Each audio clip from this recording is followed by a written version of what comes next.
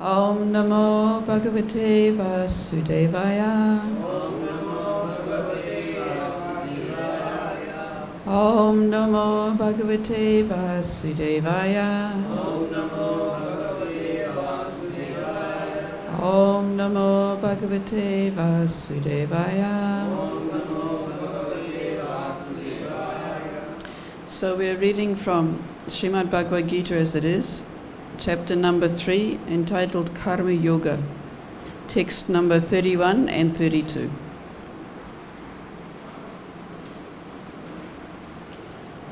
Ye me matam idaṁ nityam anutiṣṭhanti mānavāḥ śraddhāvanto nasūyanto mucyante te karmabhiḥ ye etad abhyasūyanto nānutiṣṭhanti matam sarva-jñāna-vimūḍhāṁs viddhi naṣṭān acetasaḥ ye me matam idaṁ nityam anutiṣṭhanti mānavāḥ śraddhāvanto nasūyanto mucyante te karmabhiḥ ye etad abhyasūyanto nānutiṣṭhanti matam sarva-jñāna-vimūḍhāṁs viddhi naṣṭān acetasaḥ ye me matam idaṁ nityam anutiṣṭhanti mānavāḥ śraddhāvanto nasūyanto mucyante te karmabhiḥ ye etad abhyasūyanto nānutiṣṭhanti matam sarva-jñāna-vimūḍhāṁs viddhi naṣṭān acetasaḥ.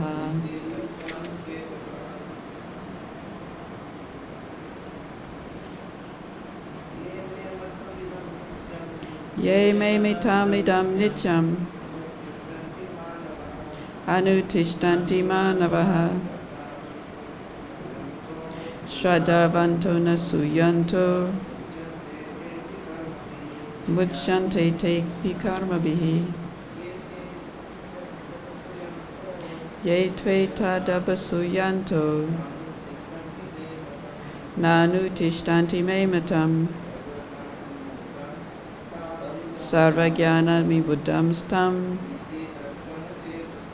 viddhi naṣṭān acetasaḥ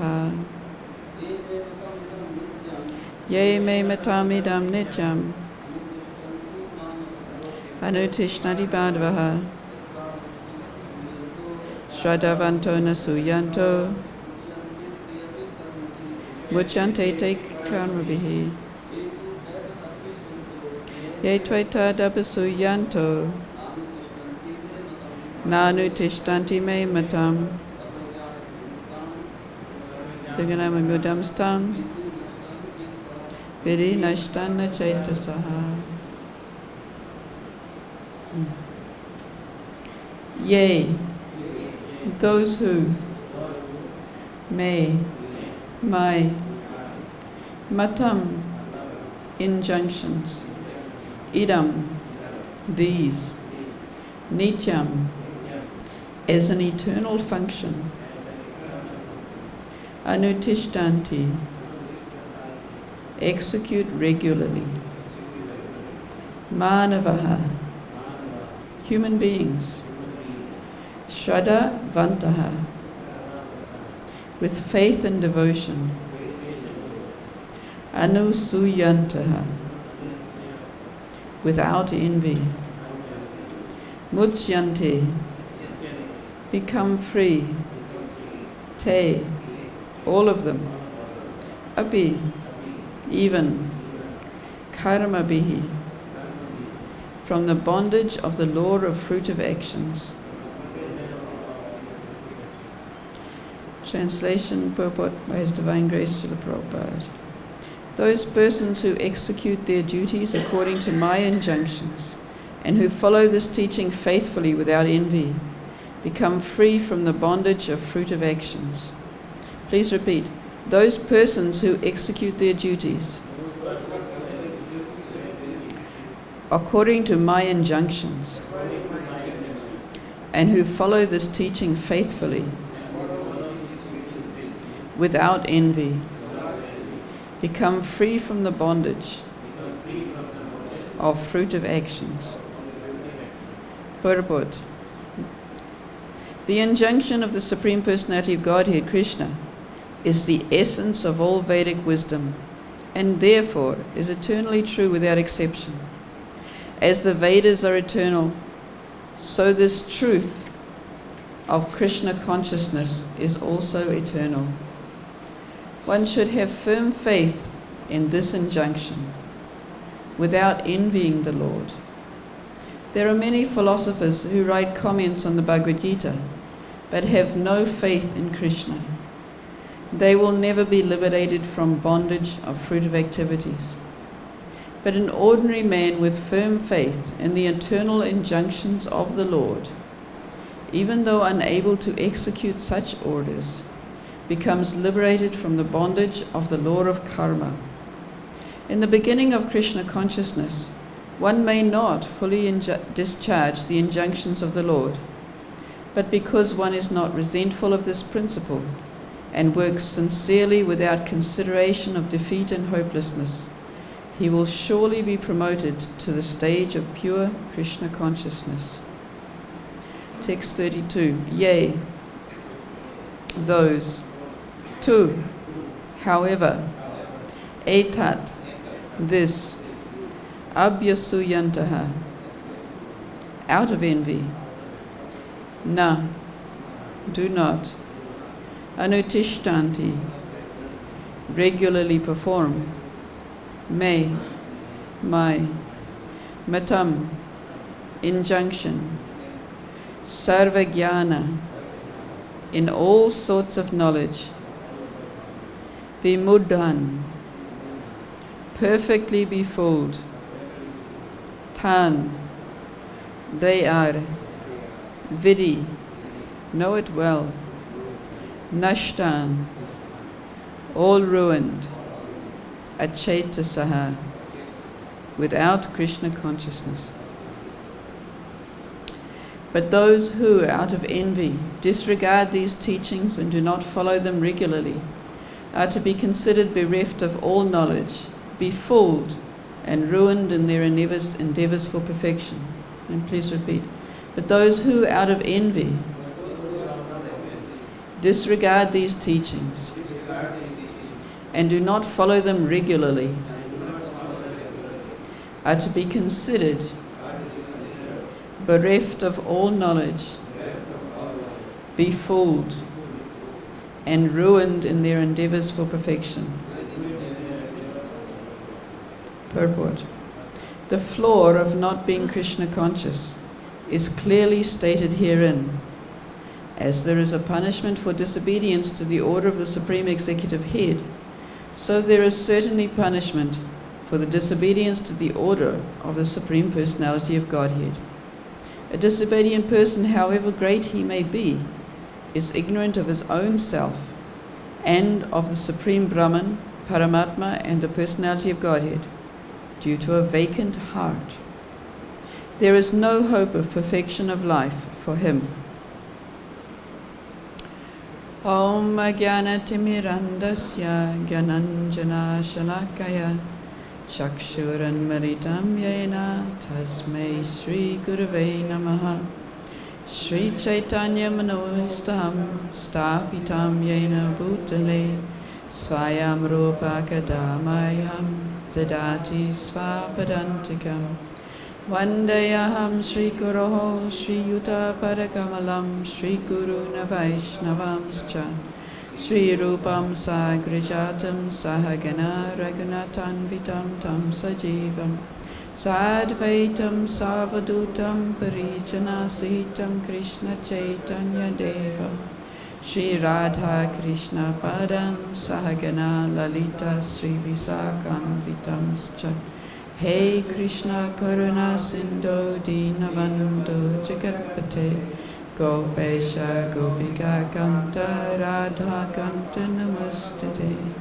Tapta Kanchana Gaurangi Radhe Vrindavaneshwari Vrishabhanusute Devi Pranamami Hari Priye Panchakalpatarubhyascha Kripa Sindhubhya evacha Patitanam Pavanebhyo Vaishnavebhyo Namo Namah Nama Om Vishnupadaya Krishna Prestaya Bhutale Srimati Bhakti Vedanta Swaminiti Namane Namaste Saraswati Devi Gauravani Pracharane Nirvishesha Shunyavadi Paschatya Dishatarane Jai Shri Krishna Chaitanya Prabhu Nityananda Sri Advaita Gadadhara Srivasadi Gaura Bhakta Vrinda Hare Krishna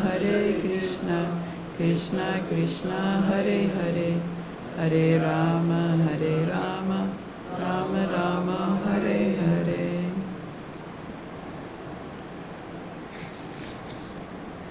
Ye me matam idaṁ nityam anutiṣṭhanti mānavāḥ śraddhāvanto nasūyanto mucyante tepi karmabhiḥ ye etad abhyasūyanto nānutiṣṭhanti me matam sarva-jñāna-vimūḍhāṁs viddhi naṣṭān acetasaḥ. Those persons who execute their duties according to my injunctions and who follow this teaching faithfully without envy become free from the bondage of fruitive actions. But those who out of envy disregard these teachings and do not follow them regularly are to be considered bereft of all knowledge, befooled and ruined in their endeavors for perfection.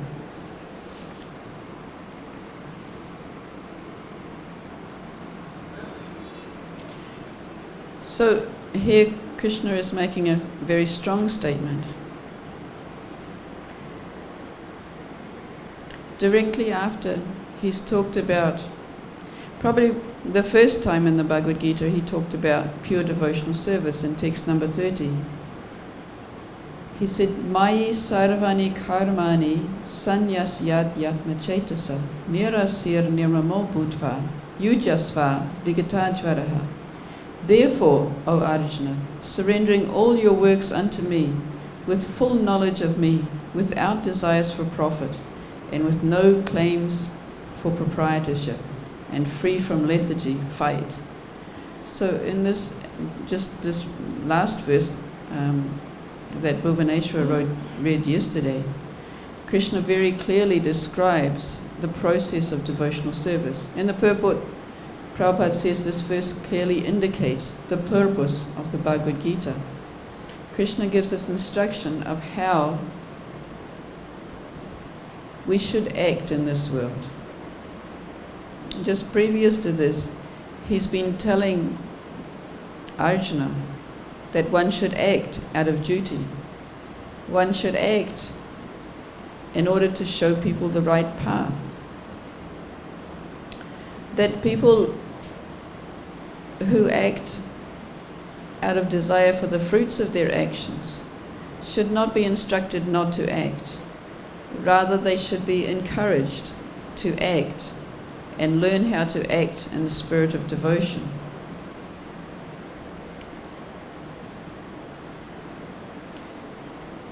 Krishna explained in another famous verse, 27, Prakriti kriyamanani gunai karmani sarvashaha ahankara vimūḍhāṁ kartaham iti manyate. How the spirit soul, bewildered by the false ego, thinks himself the doer of activities that are in actuality carried out by the three modes of nature. So this distinguishes those who act for fruitive results from those who act in knowledge. Because those who act in fruitive results think that they are the doer, because of the false ego, which is, while we're in this material body, is our eternal troublemaker, as one devotee said. The false ego makes us think that we're the doer, but Krishna is explaining that we're not the doer.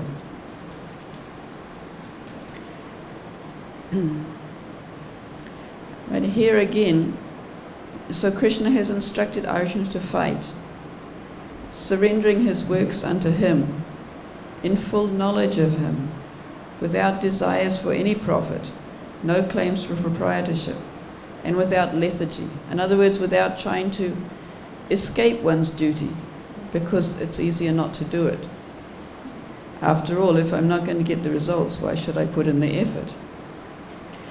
So here, Krishna explains a little bit about why. If we have this faith in Krishna, there are in this verse 31, there are several concepts. Persons who execute their duties according to my injunctions. So that's a number one feature. We execute our duties according to the injunctions of Krishna, not according to our own ideas or not whimsically. Who follow this teaching faithfully. So this faithful is another big subject. How it's important to develop faith. First of all, we'll try and go through some of these verses that describe faith. First of all, faith is faith in that Krishna is the Supreme, and therefore his injunctions are the only correct way to act. And faith that for us there is no other process that will bring us any success in life. And then without envy. So envy is another important term. Krishna discusses several times in the Bhagavad Gita. He discusses how those without envy are befooled, bereft of knowledge. Those with envy are befooled and bereft of knowledge. And those without envy are qualified to understand the transcendental knowledge. So we'll go through some of those verses as well. And then become free from the bondage of fruitive actions. So this is a deep understanding. It's quite difficult to come to. The fact that if we act solely for the cause of Krishna's pleasure, then we won't get any reaction for it. Prabhupada in his purport gives a very simple, and a purport I think possibly in tomorrow's verse or the next day, a very simple analogy. If one is a cashier in a big business or a bank, one can count millions and millions of dollars, but one does not expect to own any of that money or take it away with them. So that detachment is required from our activities, because we are not the proprietor. If we're not the proprietor, as the person who's the cashier is not the proprietor of the money, then we would not expect anything from doing our duty.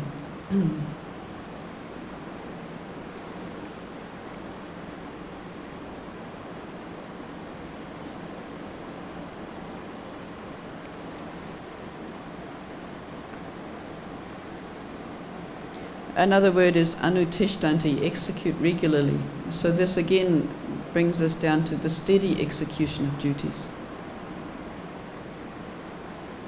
Then another purport, Srila Prabhupada, I think coming up shortly, exactly which purport I forget. Srila Prabhupada explains how these duties are of two kinds. How there are duties in Krishna consciousness,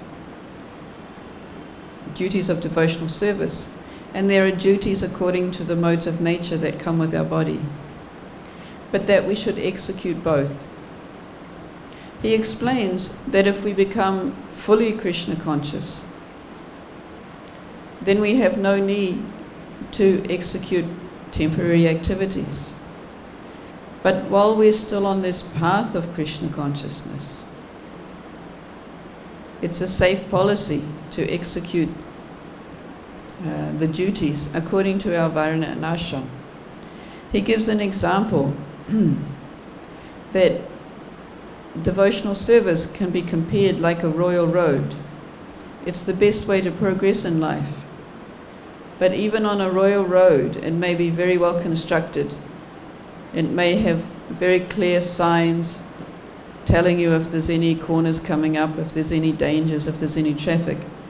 But nevertheless, no matter how well constructed is the road or how well signed, there is still a chance of accidents. So Prabhupada gives us an example how we should act, not falsely imagining that we're pure devotees and we can be completely above the modes of material nature, but we should act according to the duties under the modes of nature. The basic principle is that this karma yoga, this action in Krishna conscious, is a duty that will purify us. If we act according to Krishna's instructions through the Vedas, through the spiritual master and through him himself in the Bhagavad Gita, then these actions are purifying. Srila Prabhupada explains in the purport to text 31 that this is so even if we don't execute them properly. He says, but an ordinary man with firm faith in the eternal injunctions of the Lord, even though unable to execute such orders, becomes liberated from the bondage of the law of karma. In the beginning of Krishna consciousness, one may not fully discharge the injunctions of the Lord, but because one is not resentful of this principle and works sincerely, without consideration of defeat and hopelessness, he will surely be promoted to the stage of pure Krishna consciousness. So this comes up again in text 35, where Krishna says, it is far better to discharge one's prescribed duties, even though faultily, than another duties perfectly. Destruction in the course of performing one's own duty is better than engaging in another's duties, for to follow another path is dangerous.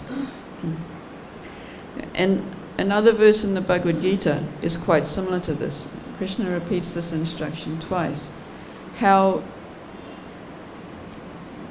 we should perform prescribed duties according to our position. This becomes purifying. It's also described in the Vedic literatures, how also in Jaiva Dharma, Bhakti-Vinod Thakur explains how there are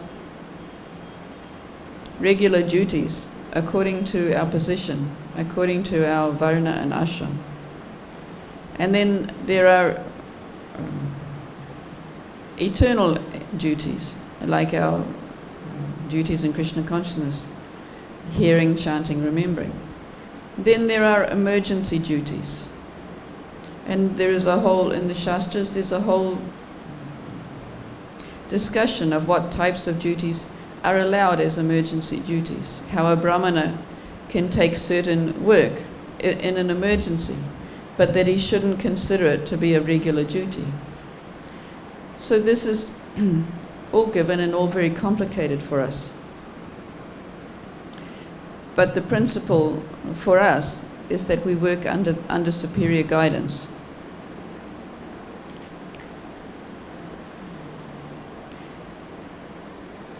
That's why Krishna has spent quite a bit of time inducing Arjuna to work as a way of leading others.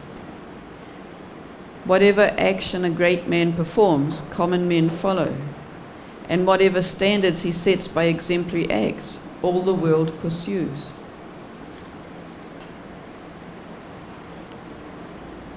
So Krishna is very much in this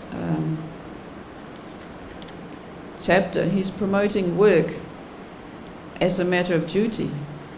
and also as a matter of teaching others. So as we come into knowledge of what our duties are and how we can act under the guidance of our spiritual master, we can therefore also act to help others. In text 25, as the ignorant perform their duties with attachment to the results, a learned may similarly act, but without attachment, for the sake of leading people on the right path. So as not to disrupt the minds of ignorant men attached to the fruitive results of prescribed duties, a learned person should not induce them to stop work. Rather, by working in a spirit of devotion, he should engage them in all sorts of activities for the gradual development of Krishna consciousness. So in this way, a person, as described here, the person who has faith in Krishna and his teachings, who works without fruitive results, is also described more fully again in the 5th chapter, which is called Karma Yoga, Action in Krishna Consciousness, which is a lot about the qualities of a person who acts in the spirit of devotion. Now, one verse in particular I want to read, because it describes this compassion for other living entities. Labante brahma nirvanam rishaya kshina kalmashaha china dveda yatatmana sarva-bhute hiterataha. Those who are beyond the dualities that arise from doubts, those whose minds are engaged within, and who are always busy working for the welfare of all living beings, who are freed from all sins, achieve liberation in the Supreme. So in the purport, Srila Prabhupada explains, this phrase is here, sarva-bhuta hiterataha. Sarva-bhuta, all living beings. Hite means for the benefit, and rataha, engaged. So Prabhupada explains in the purport, only a person who is fully in Krishna consciousness can be said to be engaged in welfare work for all living beings, living entities. When a person is actually in the knowledge that Krishna is the fountainhead of everything, then when he acts in that spirit, he acts for everyone. The sufferings of humanity are due to forgetfulness of Krishna as the supreme enjoyer, the supreme proprietor, and the supreme friend. Therefore, to act to revive this consciousness within the entire human society is the highest welfare work. One cannot be engaged in such first-class welfare work without being liberated in the Supreme. A Krishna-conscious person has no doubt about the supremacy of Krishna. He has no doubt because he is completely freed from all sins. This is the state of divine love. A person engaged only in ministering to the physical welfare of human society cannot factually help anyone. Temporary relief of the external body and mind is not satisfactory. The real cause of one's difficulty is the hard struggle for life. In the hard struggle for life may be found in one's forgetfulness of his relationship with the Supreme Lord. When a man is fully conscious of his relationship with Krishna, he is actually a liberated soul, although he may be in a material tabernacle. So this describes this person who is acting free from envy. And he is free from envy because he has that faith in Krishna as the supreme proprietor and as the supreme friend. So that allows him to act without envy. And because of that, we try to act for the benefit of those who currently are envious. We try to help them.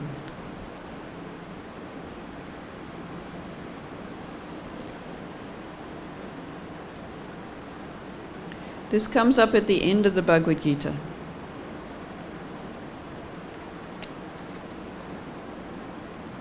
In text 1867, Krishna says, idaṁ te natapakshaya paskaya na bhaktaya kadachana na cha shushrushavevasyam na cha mam yo abhyasūyati.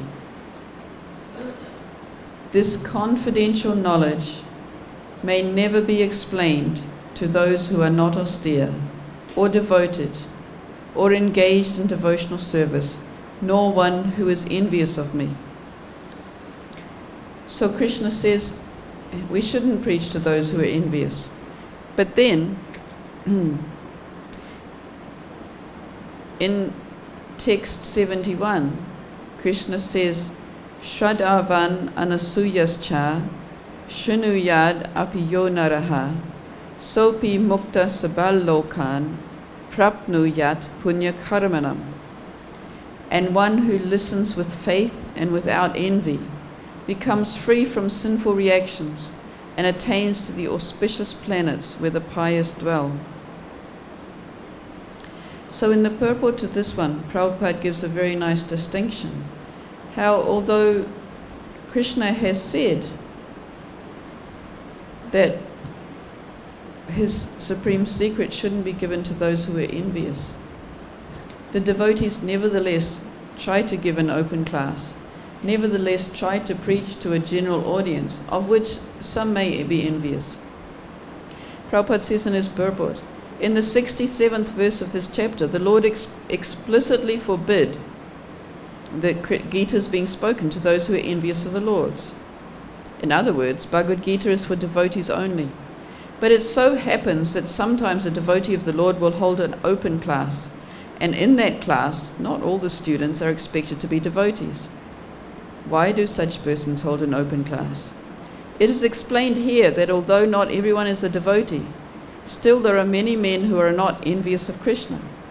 They have faith in him as the Supreme Personality of Godhead.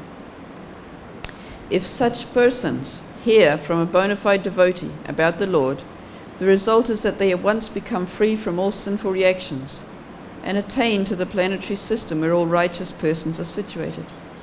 Therefore, simply by hearing Bhagavad Gita, even a person who does not try to be a pure devotee attains the result of righteous activities. Thus, a pure devotee of the Lord gives everyone a chance to become free from all sinful reactions and to become a devotee of the Lord. So this explains the preaching mood of the Lord's devotees.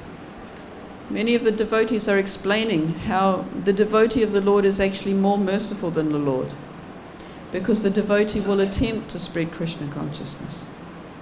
Of course, he will stop if he meets someone who is openly envious and openly inimical and simply begins to offend the Lord when you try and preach to him. He will back off and find somebody who's more innocent, who's more ready to hear.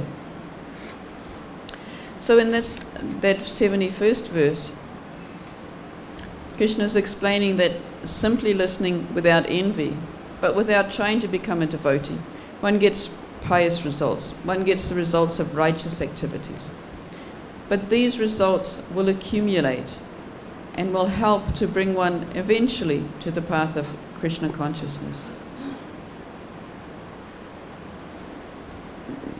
In 728, Krishna explains how these pious activities will gradually lead one to Krishna consciousness. Yesham tvantagata papam jananan punyakarmanam yedvanva mohanirmukta bhajante mam dridhavrataha.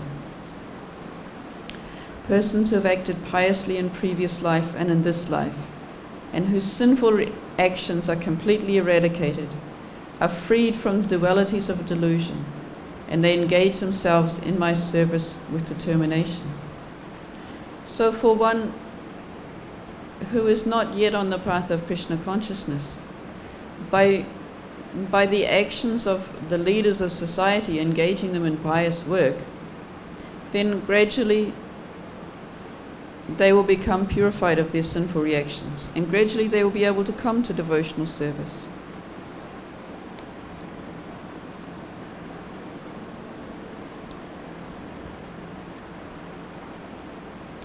Now there's another section in the Bhagavad Gita where Krishna distinguishes between those who are faithful and without envy, and those who are faithless. In the beginning of chapter 9, Krishna is speaking. Sri Bhagavan Uvacha, idaṁ tu te guyatamam pravakshyami anusuyatve jnanam vijnana sahitam yadgyatva mokshate sugat. Supreme Personality of Godhead said, My dear Arjuna, because you are never envious of me, I shall impart to you this most confidential knowledge and realization, knowing which you shall be relieved of the miseries of material existence. So here Krishna is clearly saying that this quality of being non-envious is required to come to the highest level of transcendental knowledge. Prabhupada in the purport explains how knowledge that one is not the body is confidential knowledge, because not everybody knows that he is not the body. Most people think that they are the body and they should work for the results, and that's the goal of their life. So to understand one is not the body, one is spirit soul, is confidential knowledge. Chapters 7 and 8 relate to devotional service because they describe the qualities of Krishna. But in the 9th chapter, it's pure devotional service. So this pure devotional service is what is absolutely required, this non-envious nature. So in the third text,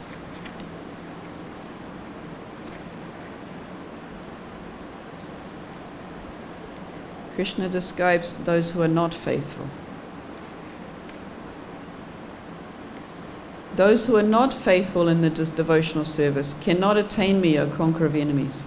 Therefore they return to the path of birth and death in this material world. So here again Krishna is making a distinction between the non-envious and faithful and the ones who are not faithful. How important it is to develop these qualities of faith and non-enviousness. So I don't want to keep everyone too long, but there's one very nice definition of faith that's given in Chaitanya Charitamrita, very often quoted. Shraddha shabde vishvasakahe sujrada nishtaya Krishna bhakti kaila sarva karma krita hoya. Shraddha is confident, firm faith that by rendering transcendental loving service to Krishna, one automatically performs all subsidiary activities. Such faith is favorable to the discharge of devotional service. So this faith is, because we have faith in Krishna as the Supreme Proprietor and the Supreme Friend, we have faith in following his injunctions as he's been giving, his injunctions of acting according to the duties, his injunctions of acting without envy, and in full knowledge of him. So that faith will lead us to act without expecting anything else.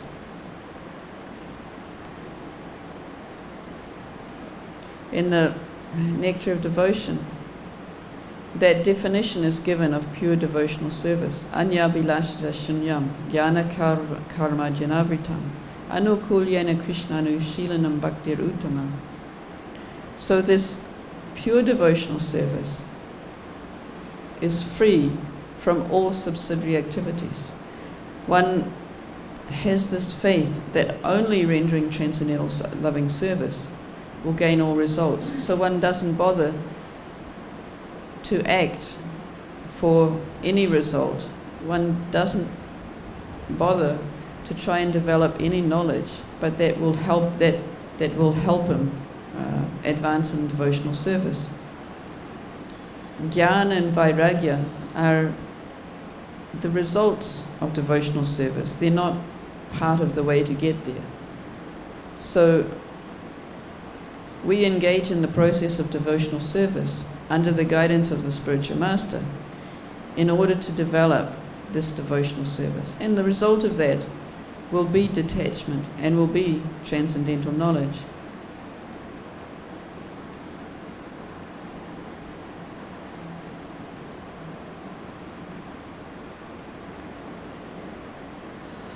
So, does anyone have any comments or questions from today's class?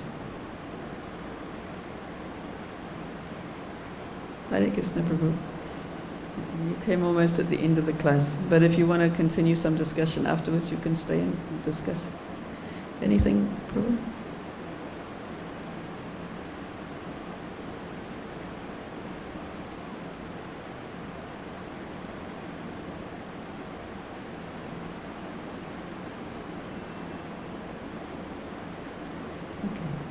Okay, thank you very much. Srimad Bhagavad Gita ki jai, Sri Prabhupada ki jai.